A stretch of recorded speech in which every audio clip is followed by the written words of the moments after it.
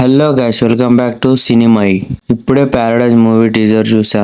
నాకైతే okay okay అనిపించింది. ఎందుకు అలా అంటున్నానంటే, ఎందుకో నార్మల్ అన్ని స్టోరీల లాగానే అనిపిస్తుంది. అది ఒక పర్టికులర్ ఏరియా, అక్కడ ఒక రౌడీలు, అక్కడ మన హీరో, ఎందుకో నార్మల్ అన్ని స్టోరీ లాగానే అనిపిస్తుంది. కానీ ఎగ్జిక్యూషన్ ఎలా ఉంటుందో చూడాలి. శ్రీకాంత్ది నాని అన్న అయితే మాస్ లుక్ లో అనిపించిండు. నాకైతే బాగా అనిపించింది. టీజర్ లో ఆ వాయిస్ డబ్బింగ్ కూడా సూపర్ అనిపించింది. అన్న వాయిస్, ఆ వైబ్రేషన్స్ కి.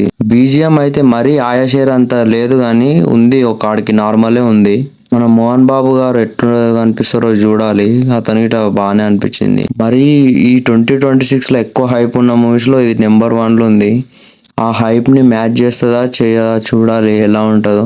కొంచెం తేడా అయినా కానీ చాలా పెద్ద డ్యామేజ్ అవుతుంది. కానీ ఒకవేళ బాగుందనుకో, నాని అన్న ఎక్కడికో వెళ్ళిపోతాడు. నాని అన్న కెరియర్ లోనే బెస్ట్ మూవీ అవుతుంది ఇది.